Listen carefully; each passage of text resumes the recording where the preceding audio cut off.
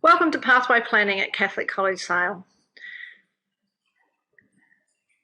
The purpose of this is to make you begin thinking about what you might do. It's not to give you all the answers, it's to give you some thoughts about how to get those answers and what to do as you approach the end of secondary schooling at Catholic College Sale. Really importantly, we need to remember not to focus on the far horizon and lose sight of what is right here at our feet. Sometimes we decide we're going to do, perhaps it's medicine, maybe we're going to be a forensic psychologist or something like that, and we forget that if we just keep looking to that far away dot that we're aiming for, we may miss all of the opportunities that exist here with us, and the other pathways which may open up before us we ignore because we are so focused on what's furthest away. And sometimes we need more than one plan of where we are going. The best thing to actually do is to research everything.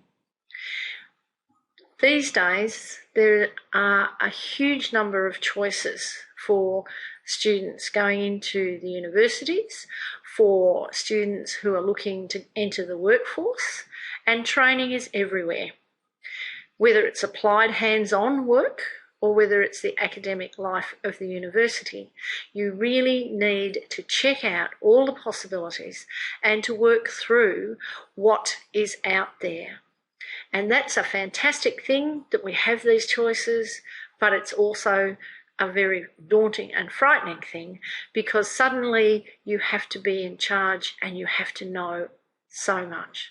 So take the time, make sure that you are aware of what's available. Don't grab at the first thing, but look carefully at all of the things you need to know. If you're going into courses, check prerequisites and make sure that you're stacking up the subjects that you need. If you're looking for particular jobs, then you need to delve into those and see what sort of training will set you up to make you the most employable person that you can possibly be.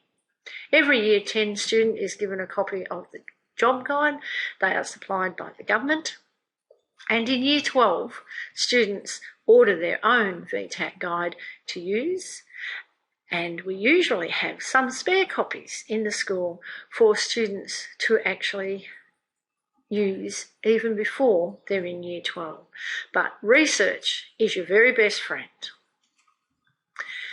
The learning pathways is dealt with more completely by Mr. Holmes in his presentation, and we look at the two pathways and you can see that there's a variety of different things that can happen for your student going through Catholic College Sale, from VCE to VCAL.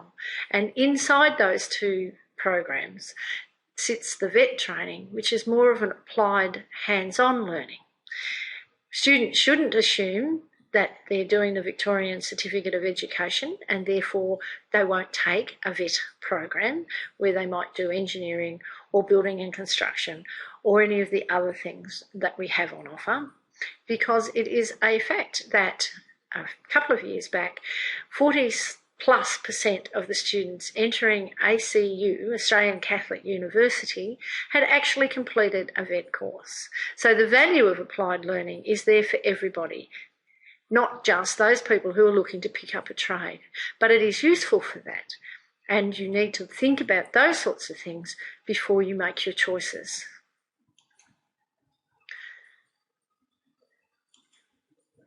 Advice is always here with us. There are 4 fully qualified careers practitioners at Sale Catholic College, and advice is there to be had. It's part of the service that we give to you, and it's part of what we offer from the college. Beverly Richard is myself, heads up the Pathways team. We have Johanna Clancy, Julie Bradley and Cindy Fote. All of us hold a qualification in a postgraduate certificate in careers counselling, and we are available to assist you in pointing out what courses are available and helping to map a plan. But at the end of the day, the choices are yours. and you need to take the responsibility for what you choose to do. But help is there. Help is there for you. More importantly is the fact that as you choose your subjects and you choose the course of study that you're going to take, or you choose the trade applied area that you're going to enter into, the most important thing is that you follow your passion, not your pension. Because you could pick up a job and go, well, let's do that because I'll earn a lot of money doing that. But if it's something that you do not like, then for the next 40 years, that's what you have to think about. You're doing a job you don't like. What you need to do is to look for the subjects that you enjoy, the subjects that you will take heart in and be part of, and that will offer something back to you. If you enjoy a subject, you often do better at it, you're more engaged with it, and you like it. So you need to keep looking for the things that you enjoy doing and then work out where the commercial aspect of that is. But in picking the things you like and which you are passionate about, you will in fact find that you will do better. There are five principles of career development, and these are fairly general, and each person needs to think about how they might affect you. Change is constant, embrace it. We all know the statistics about the fact that we're going to change jobs up to 10 times in our lifetime, and possibly even more than that. That doesn't necessarily mean that each time you change jobs that you discard all of the information or learning or education that you've had previously. But what it does mean is that you have to be willing to think in terms of shifting, moving and changing, and that we adapt to that. And we realise it's going to happen and we are excited by it because it will stop us from becoming bored.